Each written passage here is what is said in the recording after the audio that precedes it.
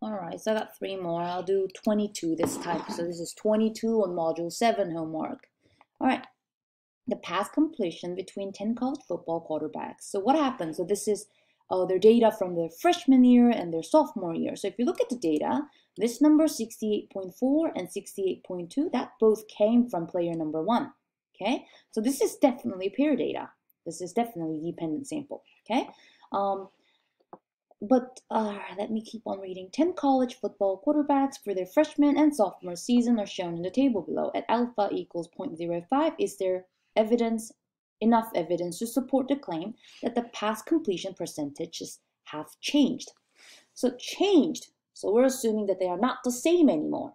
We're trying to go with the alternative, okay? Because the null for these two rejects are the pass changed. If you hypothesis to 0, it says this to stack crunch bar or D bar, we can do it. One is the freshman year, sophomore. I don't need this. That had all the aims. What I will do in the standard column 1 point. That's how you know this is give them the numbers. So that's the D. Just round this to 3 decimals. But that's actually found this on my. If you were to open their data and then just tell 1 is data and is there is equal to. It's not decrease. We're there. So if I places that will make it. That look at that way too big. 5 level recording this.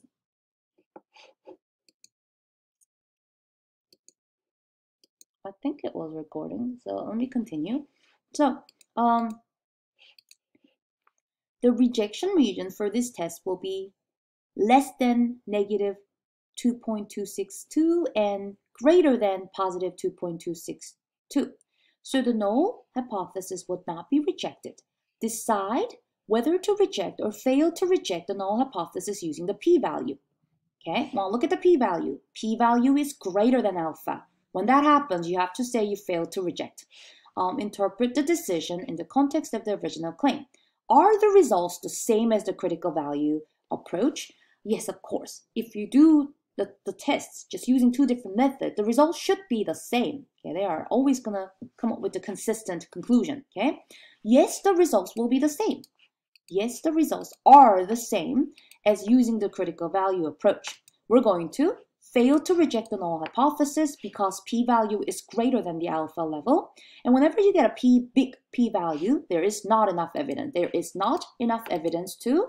Now, what was the claim being made? The claim being made was the alternative hypothesis that the path completion percentages have changed. But if we fail to reject the null that it didn't change, we cannot go and support the claim being made. So there is not enough evidence to support the claim that the path completion percentages have changed. That was the claim being made. And I think this one is particularly challenging because they want us to fill in all these blanks about interpreting the result back in the context of the original claim.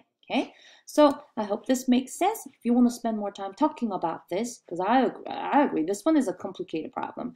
If you want to spend more time talking about it, just let me know. But that's how you can get all these different parts and the p-value in conclusion for question number 22 on Module 7 homework.